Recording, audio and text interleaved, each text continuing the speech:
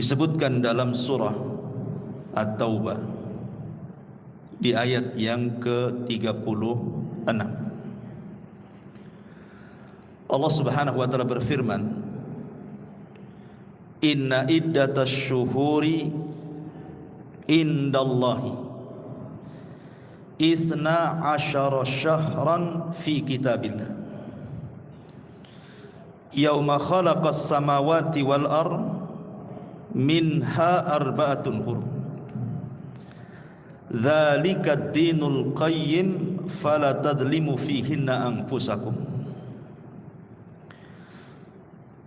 Allah Subhanahu wa taala berfirman, sesungguhnya bilangan bulan di sisi Allah Subhanahu wa taala ketika Allah menciptakan langit dan bumi berjumlah 12 bulan. Dan itu ketetapan Allah Subhanahu wa taala. Dari 12 bulan itu ada 4 bulan yang disebut dengan Ashhurul Hurum, bulan-bulan mulia. Kemudian Nabi sallallahu alaihi wasallam mengatakan, Allah Subhanahu wa taala berfirman, yang harus dipahami di 4 bulan itu adalah fala tadlibu fihinna anfusakum. Jangan kalian melakukan kezaliman. Ma'asyiral muslimin yang dimuliakan Allah Azza wa Jalla, Abdurrahman An-Nahdi rahimahullahu taala pernah mengatakan, Allah Subhanahu wa taala memuliakan dalam 1 tahun itu 10 hari pada beberapa bulan. Pertama 10 hari dari akhir Ramadan. Kemudian yang kedua 10 hari dari awal bulan Dzulhijjah. Kemudian yang ketiga 10 hari dari awal bulan Muharram. Allah sangat memuliakan 10 hari dari 3 bulan dalam setahun itu. Lah salah satunya adalah bulan Muharram. Ma'asyiral muslimin yang dimuliakan Allah Azza wa Jalla, tapi dari semua Ashhurul Hurum, bulan-bulan hurum itu, yang diidhafahkan kepada Allah Subhanahu wa taala hanyalah bulan Muharram. Dan itu berdasarkan nas hadis Nabi sallallahu alaihi wasallam, di mana Nabi sallallahu alaihi wasallam mengatakan bahwa bulan Muharram itu adalah syahrullah, bulannya Allah. Ketika sesuatu didhafahkan kepada Allah, berarti sesuatu itu sangat mulia. Seperti Baitullah. Kenapa rumah itu sangat mulia, Ka'bah itu? Karena diidhafahkan kepada Allah, Baitullah. Atau mukjizat Nabi Saleh, unta, naqah, menjadi mulia karena diidhafahkan kepada Allah, naqatullah. Termasuk juga bulan Muharram. Rasul sallallahu alaihi wasallam mengatakan syahrullahil Muharram, bulannya Allah adalah bulan Muharram. Jadi bulan Muharram itu bulan yang sangat istimewa. Lah di antara adab yang harus dipahami di bulan Muharram itu berdasarkan surah At-Taubah 36 adalah fala tadlimu fihinna anfusakum. Janganlah kalian berlaku zalim di bulan tersebut. Malam ini kita akan membahas seputar kezaliman yang tidak boleh dilakukan dimanapun bulan sebenarnya, tetapi akan lebih berat hukuman dan dosanya kalau dilakukan di bulan Muharram. Ma'asyiral muslimin yang dimuliakan Allah Subhanahu wa taala, disebutkan dalam sebuah hadis, hadis qudsi. Kalau hadis qudsi itu berarti akan berbeda dengan Al-Quran. Kalau Al-Quran itu kan qala Allah Ta'ala, Allah berfirman. Tapi kalau hadis qudsi bunyinya adalah qala Rasulullah sallallahu alaihi wasallam qala Allah azza wa jalla. Bersabda Nabi sallallahu alaihi wasallam, berfirman Allah Subhanahu wa taala. Kalau hadis biasa ya qala Nabiyyu sallallahu alaihi wasallam. Bersabda Nabi sallallahu alaihi wasallam. Jangan dicampur aduk dengan mengatakan qala Rasulullah sallallahu alaihi wasallam fil Qur'anil Karim. Berkata Rasul di dalam Al-Qur'an. Kan lagi viral tuh. Berkata Rasul di dalam Al-Qur'an. Seolah-olah Al-Qur'an itu ucapan Rasul. Dan konotasinya ketika orang mengatakan seperti itu, berarti Al-Qur'an itu bukan kalamullah, tetapi kalam Rasul, artinya makhluk. Dan ini bahaya, karena ini akidahnya Mu'tazilah. Makanya kenapa Imam Ahmad ibn Hanbal rahimahullahu ta'ala di dalam kitab Usulus Sunnah mengatakan, man qala annal Qur'ana makhluqun fahuwa jahmi.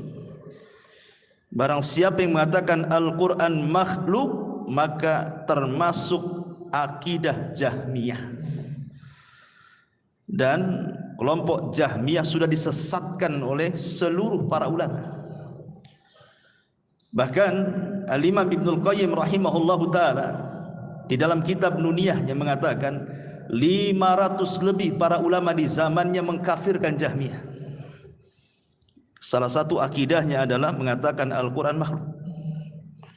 Jadi ini bukan masalah kecil, ini menyangkut keyakinan. Taib masyarul muslimin yang dimuliakan Allah Azza wa Jalla. Dalam hadis qudsi ini Allah Subhanahu wa ta'ala berfirman, ya ibadi inni haramtu dzulma ala nafsi wa ja'altuhu bainakum muharraman fala tadhalam. Wahai hamba-hambaku, sesungguhnya aku telah mengharamkan kezaliman bagi diriku, dan aku pun menjadikan kezaliman itu di antara kalian sebagai sesuatu yang haram dilakukan atas sebagian yang lainnya. Maka jangan pernah kalian saling menzalimi. Dari sini kita tahu bahwa Allah mengharamkan segala bentuk kezaliman, apapun bentuknya. Apakah kezaliman terhadap Allah, apakah kezaliman terhadap diri sendiri, ataukah kezaliman kepada sesama manusia. Bahkan tidak ada dosa yang disegerakan hukumannya sebelum di akhirat. Di dunia sudah diturunkan tuh hukumannya, kecuali kezaliman. Kata Nabi SAW, ma min dzambin ajdara an yu'ajjilallahu bisahibihi al-uqubata fid dunya qabla al-akhirah mithlul baghyi wa qati'atir rahim. Tidak ada dosa, kata Rasul, yang lebih pantas untuk disegerakan balasannya bagi para pelakunya di dunia sebelum akhirat, melebihi dosa kezaliman dan dosa memutus silaturahim. Nanti saya akan kisahkan bagaimana hukuman Allah Subhanahu wa ta'ala yang Allah turunkan kepada para pelaku zalim di dunia sebelum akhirat. Ma'asyiral muslimin yang dimuliakan Allah Azza wa Jalla. Dan kezaliman ini umum. Kezaliman ini diharamkan baik kepada sesama kaum muslimin ataupun kepada orang kafir sekalipun. Nabi SAW pernah mengutus Mu'adz ibn Jabal radhiyallahu an dan Abi Musa al-Ash'ari untuk berdakwah di negeri Yaman. Yaman kala itu belum ada satu muslim pun, di mana Yaman itu mayoritas ahli kitab Yahudi dan Nasrani ataupun orang-orang musyrik. Tidak ada orang muslim satu jiwa pun yang hidup di sana kala itu. Makanya Rasul mengutus Mu'adz dan juga Abu Musa al-Ash'ari untuk menyebarkan Islam ke negeri Yaman itu. Salah satu wasiat Nabi SAW kepada keduanya, apa kata Rasul? Iyyaka wa qara'ima amwalihim wattaqi da'watal madlum, wattaqi da'watal madlum fa innahu laisa bainahu wa bainallah hijabun. Kata Nabi SAW kepada Mu'adz dan Abi Musa al-Ash'ari radhiyallahu anhuma, hati-hati kamu, jangan berbuat zalim. Karena doa orang-orang yang dizalimi itu pasti makbul, pasti akan mustajab. Karena di antara dia orang yang dizalimi dengan Allah Subhanahu wa taala tidak ada hijab, tidak ada perantara sama sekali. Bayangkan Nabi SAW ngomong seperti ini kepada Mu'adz dan juga Abi Musa secara umum, karena di Yaman tidak ada orang muslim. Artinya sekalipun kita melakukan kezaliman kepada orang kafir, kemudian orang kafir ini menengadahkan tangannya ke langit, kemudian dia meminta hukuman kepada kita, pasti Allah akan mengijabah doa orang kafir itu. Jangankan orang kafir, iblis saja kalau berdoa diijabah sama Allah kan? Apa doa iblis? Dia meminta kepada Allah, fa'anzirni ila yaumi yub'atsun, ya Allah tangguhkan umurku sampai hari dibangkitkan. Dikabulkan doa iblis? Dikabulkan. Maka Allah Subhanahu wa taala mengatakan, oke, saya berikan kau tangguhan usia sampai kiamat dibangkitkan. Iblis saja kalau berdoa dikabulkan tuh. Apalagi orang kafir yang dizalimi, Allah pasti mengabulkan. Bukan karena Allah suka dengan orang kafir, tidak. Bukan itu masalahnya. Masalahnya ketika orang kafir berdoa itu karena Allah tidak suka dengan kezaliman dan Allah suka keadilan. Makanya ketika orang kafir dizalimi oleh seorang mukmin atau seorang muslim, tetap Allah akan berdiri di samping orang kafir ini, bukan karena kekafiran sekali lagi, tapi karena Allah tidak suka dengan kezaliman dan Allah suka keadilan. Makanya dalam sebuah hadis yang dikeluarkan oleh Imam Ahmad dan dihasankan oleh Syekh Albani rahimahullahu taala, ittaqu da'watal madlum wa in kana kafiran fa inna laisa dunaha hijabun. Hati-hati kamu dari doa orang-orang yang terzalimi meskipun dia kafir, karena antara dia dengan Allah tidak ada penghalang. Artinya di sini kalau seandainya yang dizalimi orang kafir, kemudian orang kafir berdoa dan diijabah, apalagi yang kita zalimi ini adalah orang Islam. Orang kafir aja diijabah kok, apalagi seorang muslim, seorang mukmin yang kita zalimi, tentu lebih diijabah lagi oleh Allah Subhanahu wa taala. Karena dalam sebuah hadis yang lain yang dikeluarkan Al-Imam At-Tabrani, Rasulullah SAW mengatakan, wa da'watul madlum tuhmalu alal ghamam wa tuftahu laha abwabus sama wa yaqulu rabb wa izzati wa jalali la ansurannaka walau ba'dahin. Dan doa orang-orang yang dizalimi dibawa di atas awan dan akan dibukakan untuknya pintu-pintu langit. Sementara Allah Subhanahu wa taala ketika mendengar doa orang yang dizalimi, maka dia akan mengatakan, demi kemuliaanku, demi keagunganku, sesungguhnya aku akan menolongmu walaupun setelah masa waktu yang ditentukan. Lambat laun pasti Allah akan mengabulkan doa orang yang dizalimi itu. Ma'asyiral muslimin yang dimuliakan Allah Azza wa Jalla, makanya para ulama salaf sampai mengatakan seperti yang diucapkan oleh Sufyan Ats-Tsauri rahimahullahu taala. Dia mengatakan apa? Li antalqiyallah sab'ina dzamban bainaka wa bainallah ahwan min antalqahu bi dzambin wahidin bainaka wa bainal ibad. Lihat ucapan Sufyan Ats-Tsauri. Sekiranya engkau berjumpa dengan Allah, kata Sufyan Ats-Tsauri, membawa 70 dosa, di mana 70 dosa ini berkaitan antara anda dengan Allah, itu lebih ringan dosanya dibandingkan Anda membawa satu dosa, tapi satu dosa ini berkaitan dengan Anda dan hamba-hamba Allah yang lainnya. Lihat bagaimana ucapan Sufyan Ats-Tsauri sangat dalam. Sekiranya kita ini melakukan dosa 70 kali dosa, antara kita dengan Allah Azza wa Jalla, itu lebih ringan dosanya dibandingkan kita membawa satu dosa, tapi dosa ini antara kita dengan hamba-hamba Allah yang lainnya. Bahkan dikatakan Imam Syafi'i rahimahullahu ta'ala, bi'saz zad ila yaumil ma'ad zulmul ibad. Apa kata Imam Syafi'i? Seburuk-buruknya bekal untuk hari setelah kematian adalah kezaliman seorang hamba kepada hamba yang lainnya. Kenapa demikian, ikhwan? Kok dahsyat sekali gitu ya? Karena zalim itu bertentangan dengan keadilan. Makanya sampai-sampai Allah Subhanahu wa taala sendiri mengatakan dalam Al-Qur'an kan, wala yajrimannakum syana'ana qaumin ala alla ta'dilu i'dilu huwa aqrabu litaqwa.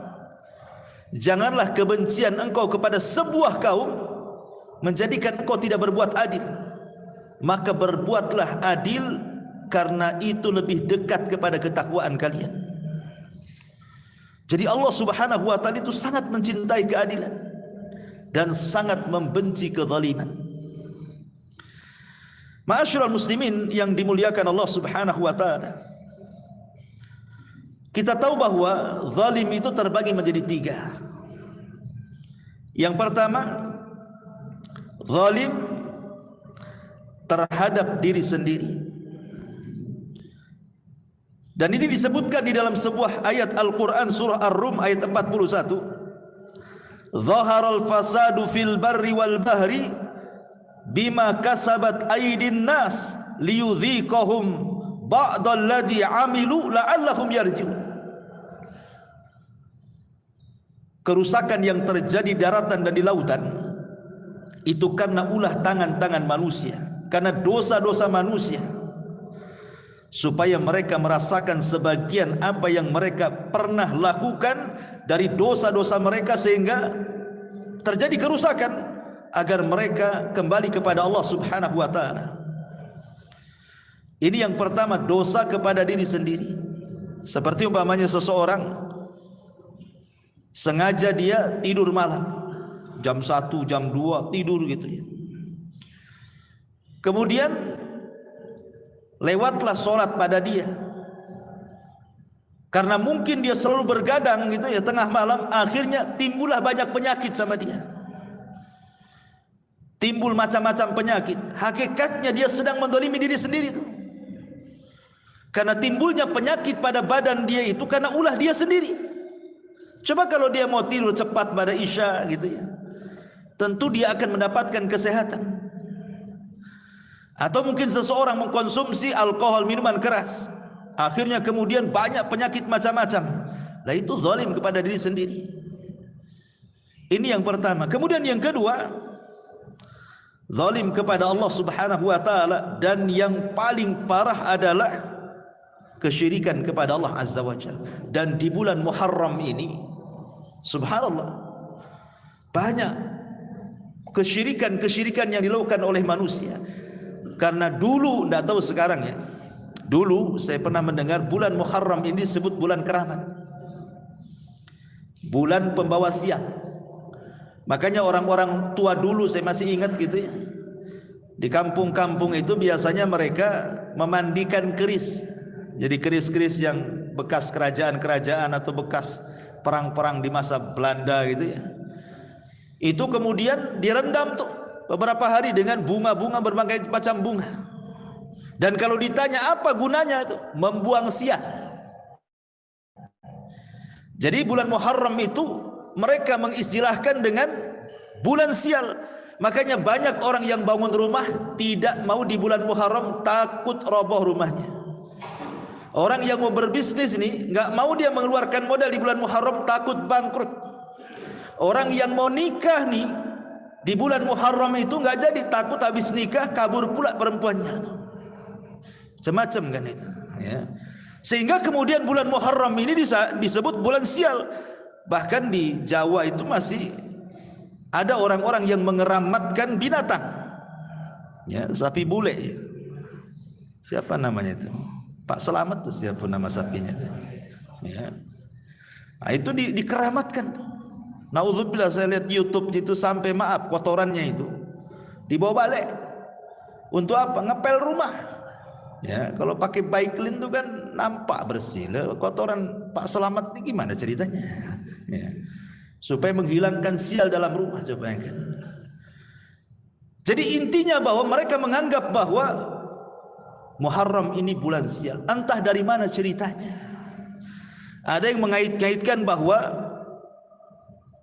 kenapa disebut bulan sial itu, bahwa ini adalah salah satu i'tiqadnya orang-orang Syiah. Ketika kemudian mereka menganggap bulan Muharram bulan sial itu karena diambil dari kematian Husain. Jadi Sayyid Husain ini dia meninggal di tanggal 10 Muharram, dipenggal kepalanya. Ya, kemudian jasadnya dibawa kepada Ubaidillah ibn Ziyad dan kepalanya menurut Syekhul Islam Ibnu Taimiyah dibawa ke Madinah dan dikubur di sana. Sehingga kemudian orang-orang Syiah ini mereka berkabung setiap 10 Muharram, karena itu bulan sial bagi mereka. Mereka yang menjadikan kematian Husain itu, makanya mereka setiap tanggal 10 Muharram memukul-mukul badan. Ya, mereka akan membuat acara, disiapkan pisau, disiapkan golok, disiapkan pedang, disiapkan rantai, entah apa gitu ya, pentungan. Kemudian mereka memukul-mukul badan mereka sampai luka-luka, sampai berdarah-darah, sampai anak bayi diketuk juga kepalanya biar keluar darahnya. Subhanallah, ini apa ini? Tidak ada ajaran Islam seperti ini.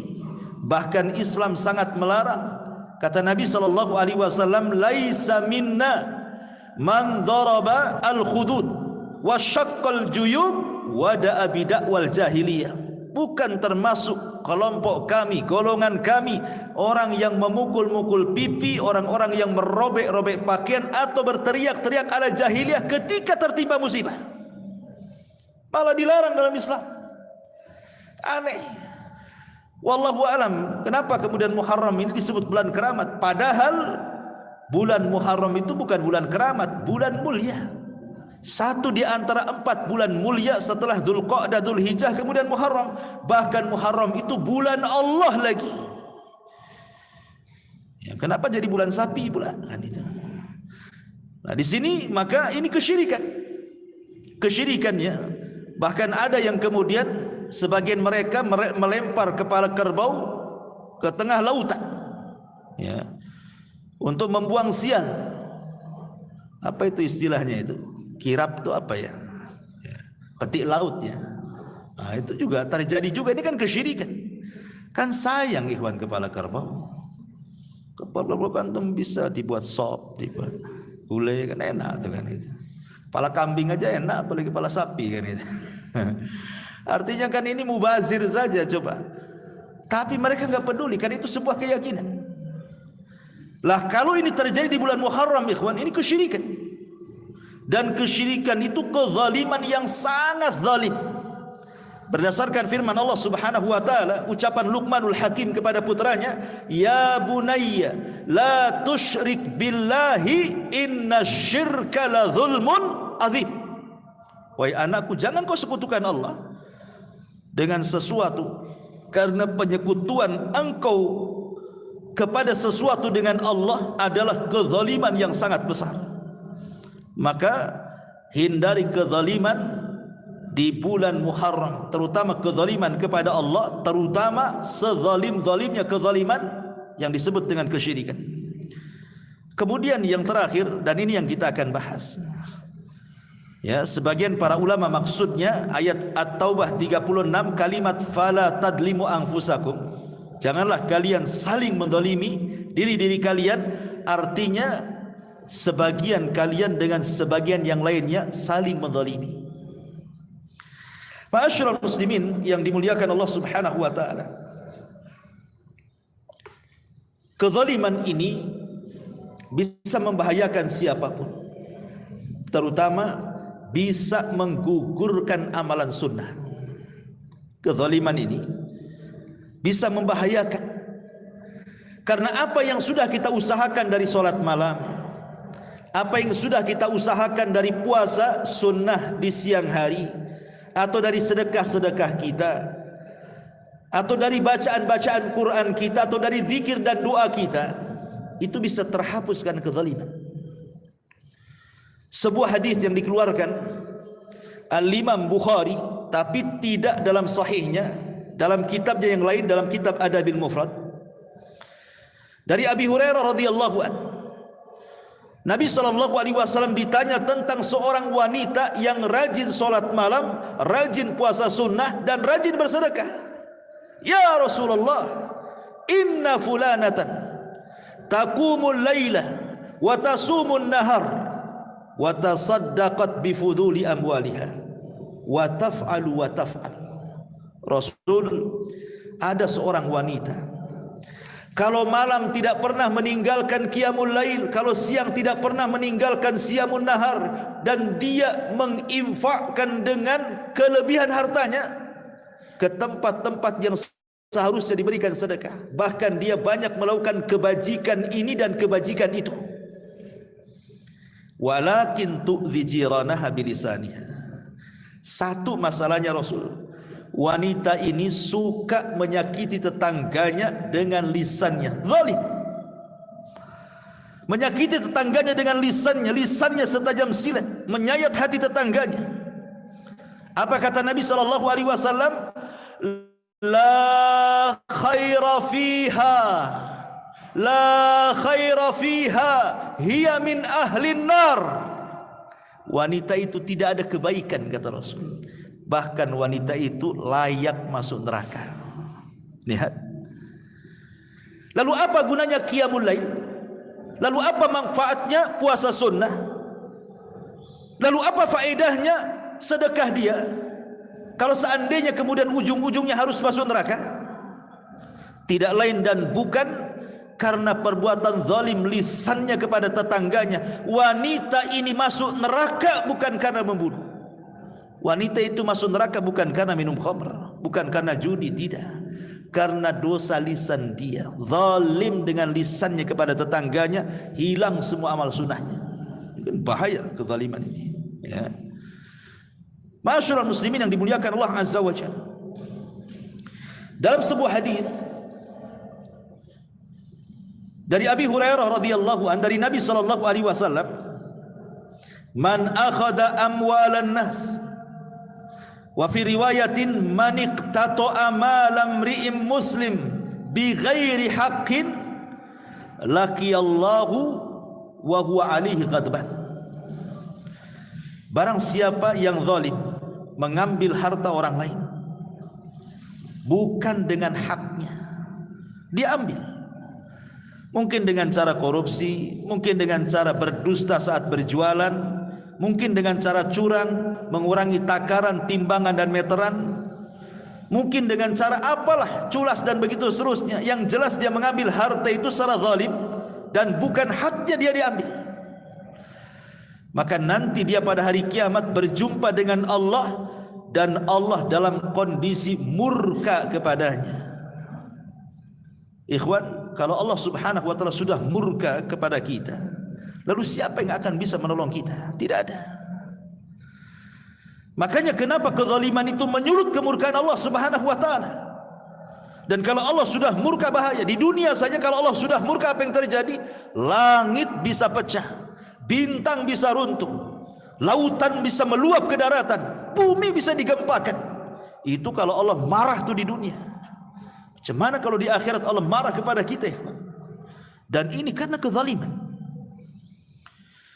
Sebab orang-orang yang zalim itu akan dijauhkan dari rahmat Allah subhanahu wa ta'ala. Makanya Allah subhanahu wa ta'ala berfirman, ala la'natullahi ala zalimin. Ingatlah, laknat Allah itu akan diberikan kepada orang-orang zalim. Jadi orang zalim itu akan dijauhkan daripada kasih sayang Allah dan didekatkan dengan azab. Itulah makna rahmat. Jauh daripada rahmat artinya jauh dari kasih sayang, dan didekatkan dengan azab, itu disebut laknat. Kalau orang dilaknat berarti dekat dengan azab tuh. Makanya kenapa orang zalim itu sebenarnya dekat dengan azab. Sebelum akhirat saja di dunia sudah mendapatkan azab Allah Subhanahu wa taala. Baik, saya akan contohkan beberapa kisah menarik tentang kisah-kisah orang zalim dan orang-orang yang dizalimi. Dahulu di zaman kerajaan Abbasiyah kalau tidak salah, rajanya Harun ar-Rasyid atau Umar bin Abdul Aziz, wallahu alam, antara dua ini, saya lupa kisahnya. Tapi ada kisah seseorang yang dipenjara namanya Khalid ibn Abdullah al-Burmuki dan juga anaknya. Dia dipenjara oleh khalifah karena melakukan kezaliman. Ditangkap kemudian dan dimasukkan ke dalam penjara. Lah ketika di penjara anaknya ini, kan anaknya ikut di penjara juga tuh. Ngomonglah sama bapaknya, ya abatah, laqad kunna ba'dal izzi wal mulki sirna fil qaidi wal habzi. Wahai ayahku, setelah kita dulu di atas kemuliaan, manusia memuliakan kita, di atas kekuasaan manusia mengagungkan kita, sekarang kita dirantai kemudian dipenjara. Apa salah kita, katanya? Apa salah kita? Maka ayahnya mengatakan kepada anaknya, ya bunai, da'watun madlum, ya bunai, da'watun madlum, sarat bilailin ghafalna anha wallah lam yaghfal anha. Wahai anak, jangan-jangan ini akibat doa orang-orang yang kita zalimi, yang melesat di malam hari ke langit, yang kita lalai dari doa-doa itu, tapi Allah tidak pernah lalai. Karena biasanya orang-orang yang dizalimi itu hidupnya nggak pernah tidur, ikhwan. Orang-orang yang disakiti oleh kita itu, mereka susah tidur. Dan antum bisa rasakan kalau antum difitnah, diuji gitu ya dengan fitnah manusia, dituduh macam-macam, nggak bisa tidur kita rasanya. Kepikiran kan itu. Susah tidur orang-orang yang zalim itu. Tapi orang-orang yang menzalimi kita, nyenyak dia tidur karena dia merasa puas. Sudah berhasil menzalimi kita, menyakiti kita kan. Sementara orang-orang yang dizalimi yang tidak pernah bisa tidur malam, tidak sadar dia mengangkat tangannya ke langit, doanya melesat ke langit. Sementara orang-orang yang zalim sedang tidur nyenyak, dia lalai dari doa kita, dan Allah tidak pernah lalai. Sebagaimana kita tidak bisa tidur, Allah tidak akan pernah tidur. Makanya kenapa doa-doa orang yang dizalimi itu mustajab, karena dia melesat di malam hari. Ma'asyiral muslimin yang dimuliakan Allah Azza wa Jalla, saya contohkan kisah Sa'id ibn Zaid. Sa'id ibn Zaid ini yang menikah dengan siapa? Adiknya Umar ibn al-Khattab, Fatimah. Jadi Umar itu punya adik perempuan namanya Fatimah, menikah dengan Sa'id ibn Zaid. Dan Sa'id ibn Zaid ini satu di antara 10 sahabat yang dijanjikan masuk surga, atau disebut dengan al-asyaratul mubasysyiruna bil jannah. 10 sahabat yang dijanjikan masuk surga dalam satu redaksi hadis. Abu Bakar, Umar, Utsman, Ali, Tolha, Abdurrahman bin Auf, Abu Ubaidah, termasuk salah satunya Sa'id ibn Zaid. Bagaimana kisah Sa'id ibn Zaid ini? Sa'id ibn Zaid ini dituduh oleh seorang wanita bahwa dia sudah mengambil tanahnya dan mengambil pohon kurma yang ada di tanahnya dan mengambil sumur yang ada di tanahnya. Jadi Sa'id ibn Zaid ini punya tanah, di situ banyak kebun, banyak kurma yang hidup dan juga ada sumurnya. Tiba-tiba datang seorang wanita, itu tanah saya loh, itu kurma-kurma saya, itu sumur-sumur saya, katanya. Ngeyel perempuan ini. Akhirnya sampailah perkara ini kepada Marwan ibnu Hakam, yang ketika itu menjadi gubernur. Datang kepada Marwan ibn Hakam. Wa qala lahu, kemudian berkata Sa'id ibn Zaid ini kepada Khalifah Marwan ini, ya Khalifah, lihat wanita ini sudah melampaui batas. Dia mengaku tanah saya, tanah dia. Pohon kurma saya, pohon kurma dia, sumur saya, sumur dia, katanya. Maka tiba-tiba kemudian Marwan ibn Hakam mengatakan kepada wanita itu, betul itu tanah, betul itu pokok kurmamu, betul itu sumurmu. Bersumpah-sumpahlah wanita ini, sampai akhirnya kemudian Sa'id ibn Zaid ini menangis. Menangis ikhwan, karena dituduh, ya. Kemudian dia mengatakan di hadapan Khalifah Marwan, wahai Khalifah Marwan, saya ini sahabat Nabi, dan saya orang yang paling takut dengan Allah Subhanahu wa ta'ala. Mana mungkin saya mengambil kebun orang, pohon kurma orang, sumur orang, ini semua milik saya. Saya paling takut dengan Allah. Sambil menangis dia ngomong seperti itu di hadapan Khalifah Marwan ibn Hakam. Tapi wanita itu tetap bersumpah-sumpah bahwa itu tanah dia, pohon kurma dia, sumur dia. Maka Sa'id ibn Zaid ini akhirnya mengatakan, ya Khalifah, tidakkah kau mendengar hadis Nabi SAW, manik tato as-sibran min ardin tawwakallahu sab'a aradin yaumal qiyamah. Barang siapa yang mengambil sejengkal saja tanah, sejengkal, tidak usah semeter, apalagi sekapling, apalagi sehektar, kan gitu ya, sejengkal saja. Kalau tanah itu tanah orang kita ambil, kita klaim, maka nanti pada hari kiamat sejengkal ini akan dikeruk sampai 7 lapis bumi. Itu berapa lori itu tanahnya tuh, dan akan dikalungkan di lehernya pada hari kiamat. Kau dengar hadis ini wahai Marwan ibn Hakam? Mana mungkin saya mengambil tanah seluas ini, satu jengkal saja saya takut, katanya. Tetapi kata Sa'id ibn Zaid, dia mengatakan, baik, ambil tanah itu, serahkan pada wanita itu. Ambil pokok-pokok kurma, serahkan kepada wanita itu. Ambil sumur-sumurnya sekalian, serahkan pada wanita itu. Kemudian dia mengatakan, Allahumma in kanat kadhibatan, ya Allah, jika pengklaiman wanita itu dusta, dia hanya mengklaim tanah-tanah dia, padahal itu bukan tanahnya. Allahumma a'mi basaraha waqtulha fi mazra'atiha, ya Allah, panjangkan umurnya, butakan matanya, wafatkan di kebunnya. Kasih doa 3 ya. Panjangkan umurnya, butakan matanya, kasih dia mati di kebunnya. Maka betul-betul doa Sa'id ibn Zaid ini melesat ke langit. Fatala umruha wa amiya basaruha thumma saqatat fi bi'ri fi mazra'atiha fahalakat fiha. Allah panjangkan umurnya, Allah butakan matanya, dan dia pun terjatuh ke dalam sumurnya, kemudian Allah binasakan di dalamnya. Bagaimana Allah Subhanahu wa ta'ala mengabulkan doa orang-orang yang dizalim itu. Betul-betul dipanjangkan umurnya oleh Allah, lama dia hidup, bisa menikmati kebunnya, bisa menikmati sumurnya, bisa menikmati kurmanya. Subhanallah. Tetapi karena dia bukan tanahnya, mengambil tanah orang, yang punya tanah mendoakan dia dengan kecelakaan, mudah-mudahan Allah panjangkan umurnya, Allah butakan matanya, Allah wafatkan di kebunnya. Akhirnya Allah kabulkan, panjanglah usia nenek ini, butalah mata nenek ini, masuk pula ke sumurnya, dibinasakan Allah di dalamnya. Na'udzubillah. Ma'asyiral muslimin yang dimuliakan Allah Subhanahu wa ta'ala. Bahkan kita tahu bahwa kematian Utsman ibn Affan radhiyallahu an itu sangat mengerikan, kan, kematiannya Utsman ini.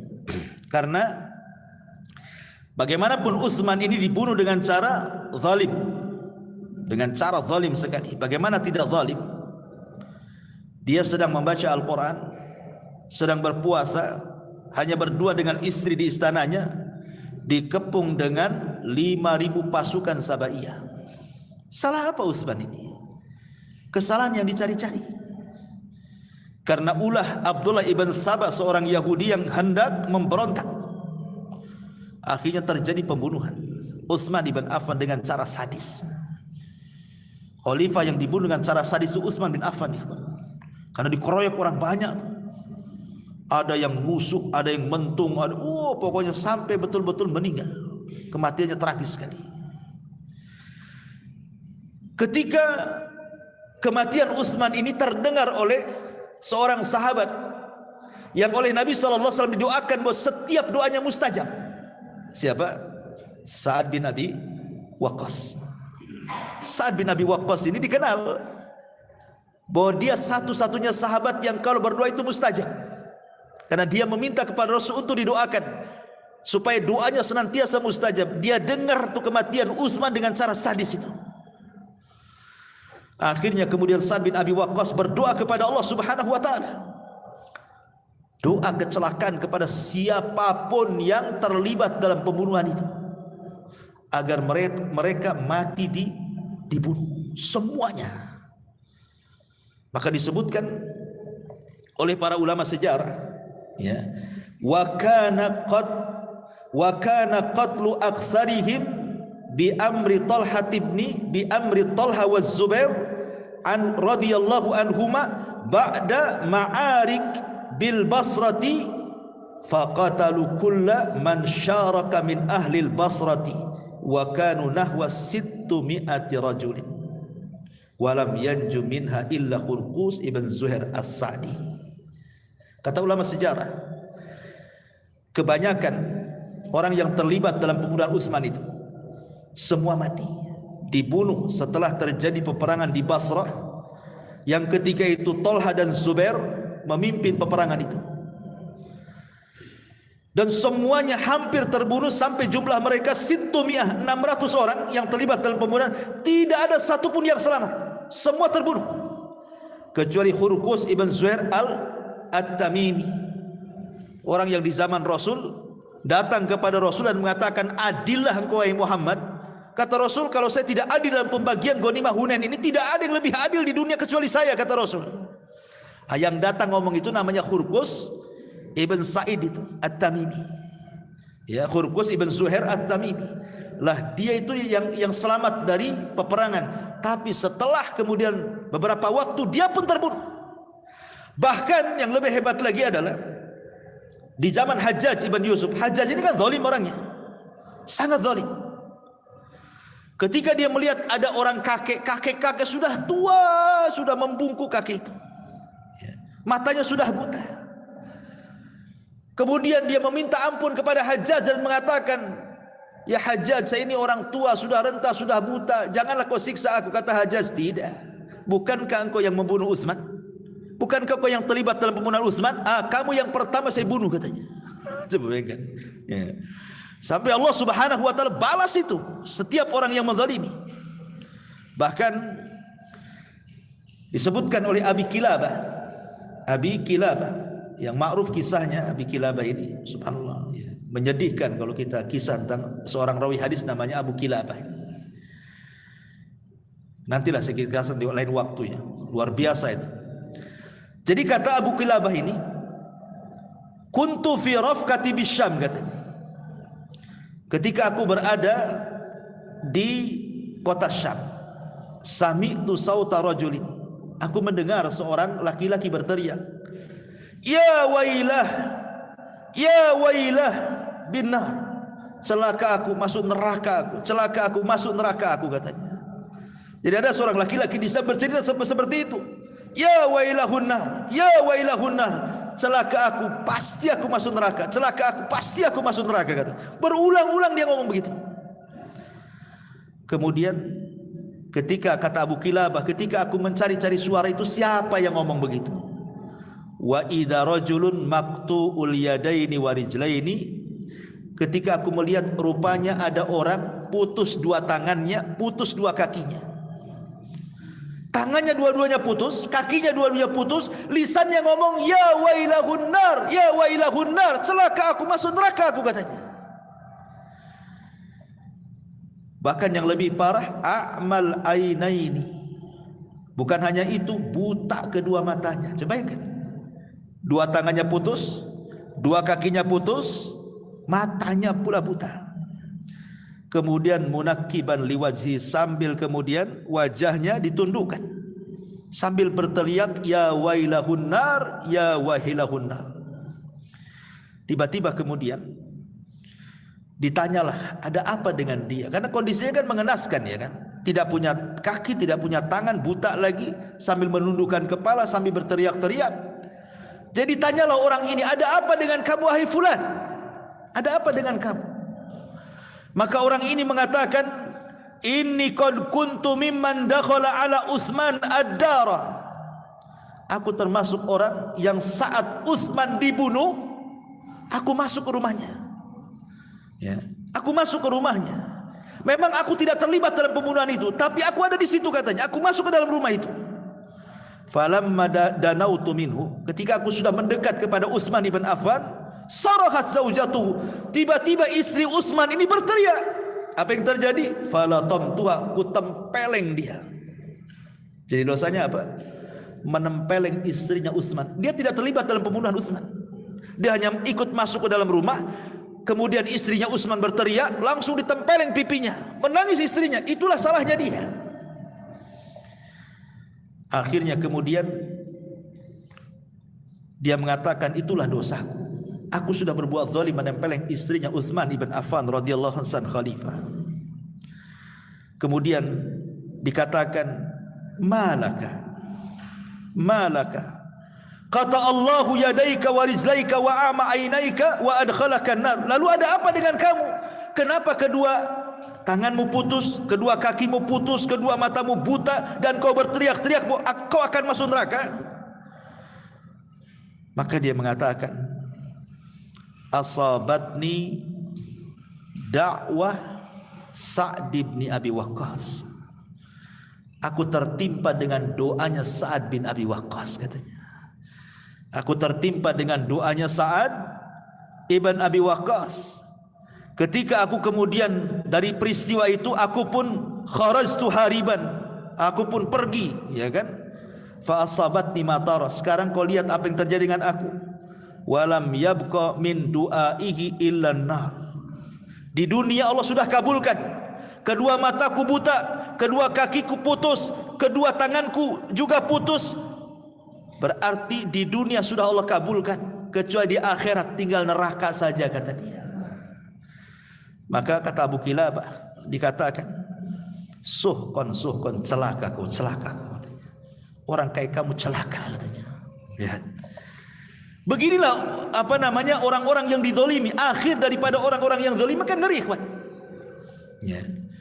Bahkan dikisahkan, ini tidak tahu ini pada zaman siapa, gitu ya. Apa sebelum Rasul atau di zaman para ulama salaf, wallahu a'lam. Tapi dicatat oleh ahli sejarah. Jadi ada seorang wanita tua, seorang wanita tua yang fakir. Dia punya rumah gubuk di sebuah kebun. Lah kebetulan kebun itu view-nya bagus. Ya, mungkin kalau kita kayak di Bogor gitu ya, nampak view-nya bagus gitu ya. Jadi ada seorang raja tertarik, ingin membangun istana di situ. Ya, tempat persinggahan. Akhirnya raja pun memerintahkan para prajurit bangun istana di sini, katanya. Ini view-nya bagus ini. Maka dengan sangat cepat kemudian orang-orang pun, para penggawe dan para prajurit raja ini akhirnya membangun istana di situ. Jadilah istana itu sangat megah dengan view yang sangat mewah.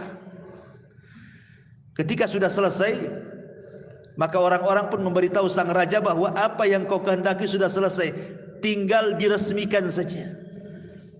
Maka sang raja pun datang siap meresmikan. Ketika melihat istana yang sangat indah luar biasa dengan view dan pemandangan yang indah luar biasa, tertariklah sang raja dan memuji yang membangunnya. Masalahnya ketika dia masuk ke istana itu, pandangannya rusak dengan gubuk yang ada di depan istana. Gimana nih, view-nya bagus, istananya bagus, kok ada gubuk pula ngalangi pandangannya. Ini gubuk siapa ini? Buat jelek aja, katanya. Maka orang-orang mengatakan, itu kuh imra'ati ajuz, itu gubuknya wanita tua, wahai sang raja. Kata sang raja, hancurkan. Ya prajurit, apa kata raja lah? dihancurkan, diratakan dengan tanah, karena ngalangi pandangan masalahnya. Ma'asyiral muslimin, ketika wanita tua itu pulang, gubuknya sudah rata dengan tanah, maka kemudian wanita ini langsung berteriak, "Walima, kenapa kau rubuhkan gubukku ini? Ini milikku, di tanahku, kenapa kau rusak?" gitu. Qalu, para prajurit mengatakan, "Innahu yara annahu yakbahu mangdarul qasri." Gubuk ini buat buruk saja istana ini, ngalangi pandangan ini, makanya kami ratakan, katanya. Maka wanita itu langsung berdoa kepada Allah Azza wa Jalla, "Ana kuntu ghaibah, fa aina kunta ya rabbal alamin." Tadi saya memang sedang pergi, aku tidak melihat gubuk-gubukku. Aku pergi, tetapi engkau di mana ya Rabb? Kenapa kau biarkan mereka? Ketika aku pergi tidak bisa melihat gubukku, di mana engkau ya Rabb? Aina kunta ya Rabb? Di mana engkau Rabb? Ketika wanita dengan sangat yakin yang mengucapkan kalimat itu, tiba-tiba terjadi gempa hebat. Faqallaballahu al-qasra ala man fihi subhanahu wa ta'ala. Tu'izzu man tasha wa tudhillu man tasha biyadikal khair. Tiba-tiba gempa itu merobohkan istana indah saisi-isinya, seorang-orangnya mati semuanya. Begitulah Allah memuliakan sesuai kehendaknya dan menghinakan sesuai kehendaknya. Semua berada di tangan Allah Subhanahu wa taala. Kezaliman itu lambat laun pasti akan dibalas oleh Allah. Lihat Imam Syafi'i, Muhammad ibn Idris Asy-Syafi'i, sampai melontarkan sebuah syair. Apa kata Imam Syafi'i rahimahullahu taala? Atahza'u bid-du'ai wa tazdarihi. Atahza'u bid-du'ai wa tazdarihi. Wa ma tadri ma sana'ad du'a'u. Sihamul laili la tukhti walakin laha amadun walil amadi inqida'u. Masya Allah, ini dalam sekali ini syairnya Imam Syafi'i ini. Saya ulangi, atahza'u bid-du'ai wa tazdarihi wa ma tadri bima sana'ad du'a'u. Sihamul laili la tukhti walakin laha amadun walil amadi inqida'u. Apakah engkau mengejek dan menyepelekan sebuah doa, sedangkan engkau belum mengetahui apa yang bisa dilakukan oleh doa? Anak panah yang dilepaskan di malam hari tidak akan meleset, akan tetapi anak panah tersebut ada waktunya untuk mengenai, dan setiap waktu itu ada akhirnya. Lihat kata Imam Syafi'i, apakah engkau mengejek? Atahza'u bid-du'ai wa tazdarihi. Apakah engkau mengejek dan menyepelekan sebuah doa? Wa ma tadri bima sana'ad du'a'u. Sedang engkau belum mengetahui apa yang bisa diperbuat oleh sebuah doa. Sihamul laili la tukhti walakin, la tukhti walakin. Anak panah yang dilepaskan di malam hari tidak mungkin meleset. Laha amadun walil amadil inqida'u. Akan tetapi anak panah tersebut ada waktunya untuk mengenai siapapun, dan setiap waktu itu ada akhirnya.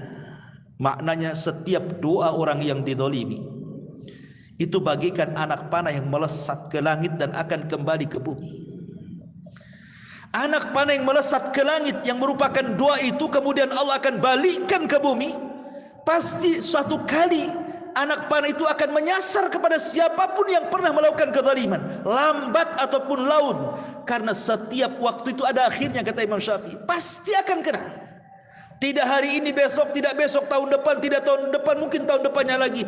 Pasti yakin, karena tidak ada dosa yang disegerakan di dunia sebelum akhirat kecuali kezaliman.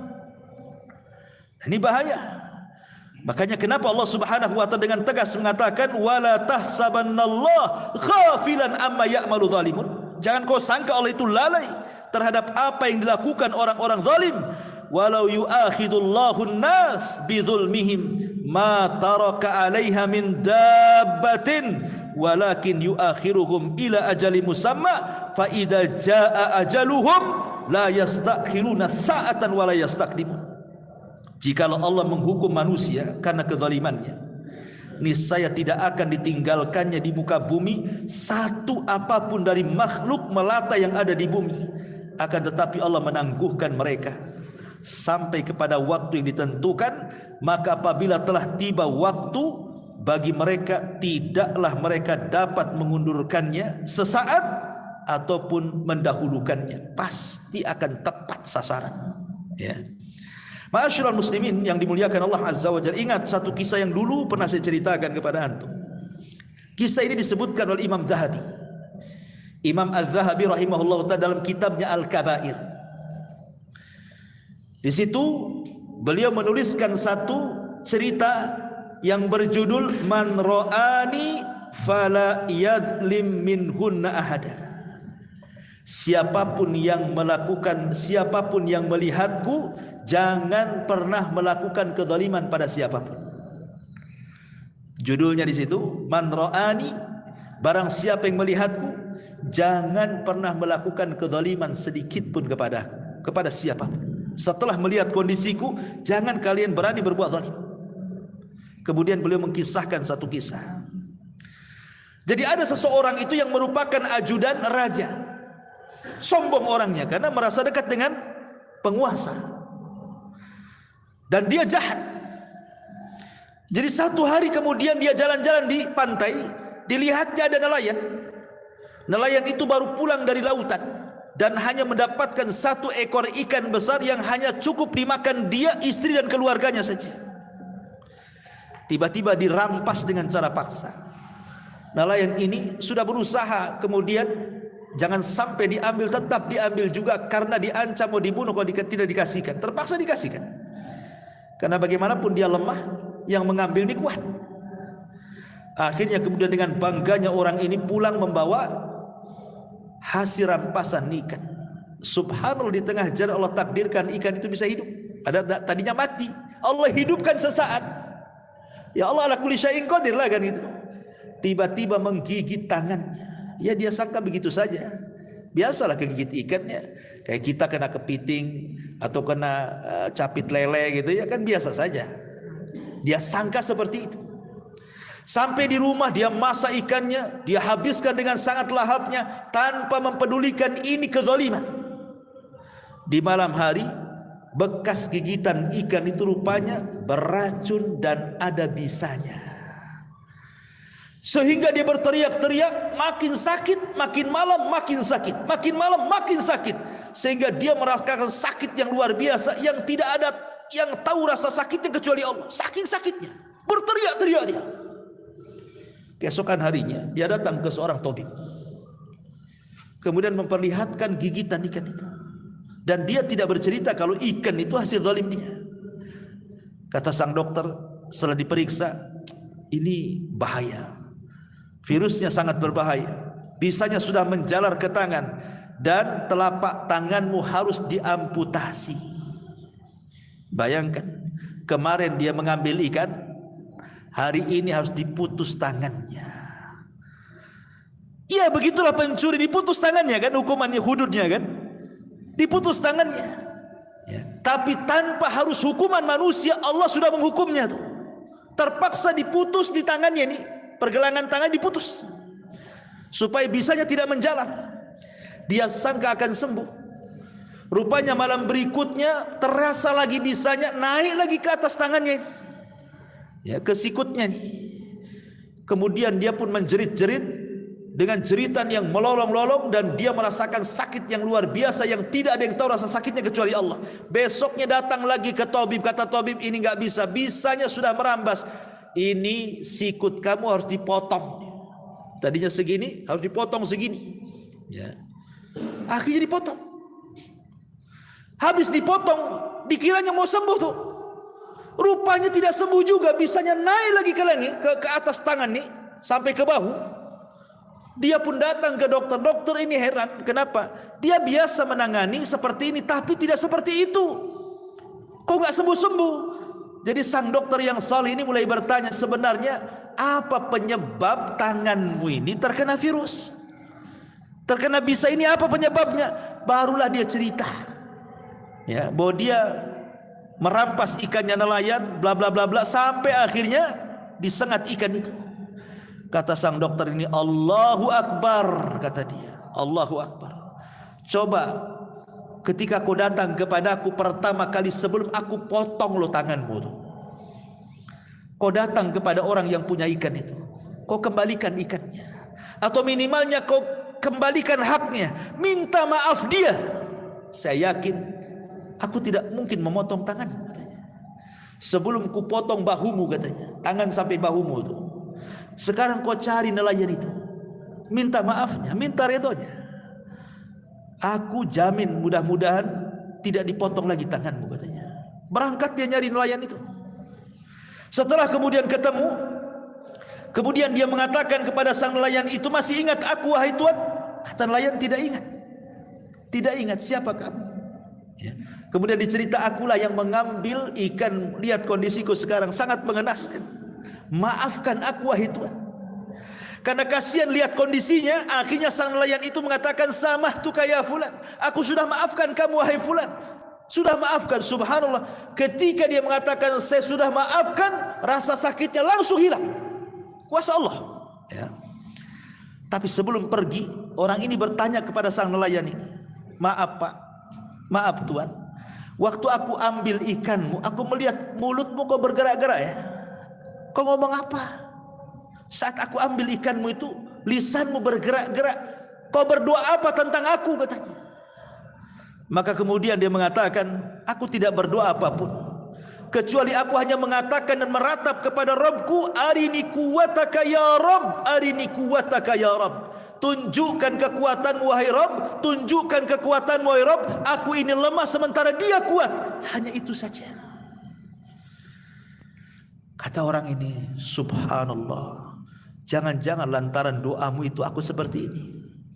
Kemudian sekali lagi dia minta maaf, kemudian pergi. Setiap ketemu orang di jalan, dia mengatakan, man ra'ani fala yadlim minhu ahada. Siapapun yang melihat kondisiku, jangan pernah melakukan kezaliman.